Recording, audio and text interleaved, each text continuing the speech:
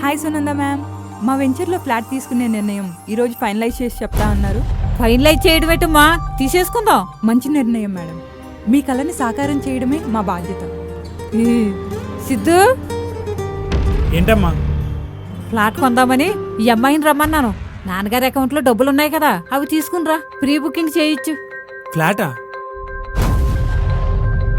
Madam, మేము కొంచెం ఆలోచించుకోవాలి, మీకు తర్వాత నిర్ణయం చెప్తాం. ఓకే సార్, వెయిట్ చేస్తాం. Bye ma'am. ఇప్పుడు ఇల్లు ఎందుకమ్మా? ఊర్లో ఆల్రెడీ ఉండడానికి ఇల్లు ఉంది కదా మనకి. అది కాదురా, ఈ సిటీలో ఉంటే మీకు ఉపయోగపడుతుందని. ఈ అమౌంట్ కాకుండా ఎక్స్ట్రాగా ఇంకా అమౌంట్ ఏమన్నా ఉందమ్మా? ఇంకెక్కడవిరా, ఇవే ఉన్నాయి. అమ్మా, ఆస్తి సంపాదించాలన్న ఆలోచన మంచిదే గానీ ఇప్పుడు మీకు ఇల్లు కన్నా డబ్బు చాలా అవసరం.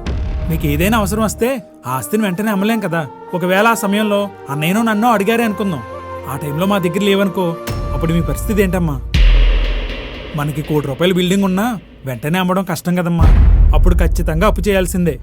ఎంత ఆస్తి ఉన్నా ఎంతో కొంత డబ్బులు ఉండాల్సిందే అమ్మా. ఆస్తి సంపాదించిన తర్వాత డబ్బు కూడబెట్టుకునే కంటే డబ్బు దాచుకున్న తర్వాతే ఆస్తిని సంపాదించాలి. సాఫీగా సాగాలంటే బండికి ముందే ఎద్దులు కట్టాలి, వెనకాల కాదు. అందుచేత ఆ డబ్బులు ఆ అకౌంట్లోనే ఉన్నివ్వు. మేము సంపాదించిన తర్వాత అప్పుడు ఇల్లు కొందాం. మీకు ఈ ఏజ్లో డబ్బు అవసరం చాలా ఉంటుందమ్మా. నాన్నగారికి అసలే మొహమాటం, ఎవరిని డబ్బులు నోరు తెరిచి అడగలేరమ్మా. నా మాట వినమ్మా. చూసావా, చిన్నోడైనా ఎంత గొప్పగా ఆలోచించాడో. నేను చెప్పాను, అయినా నువ్వు నమ్మలేదు. ఇప్పటికైనా అర్థమైందా? నీకు పెద్దోడు కూడా చెప్పాలా?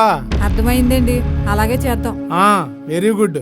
సిద్ధు, థ్యాంక్ యూ రా, మా గురించి బాగా ఆలోచించావు.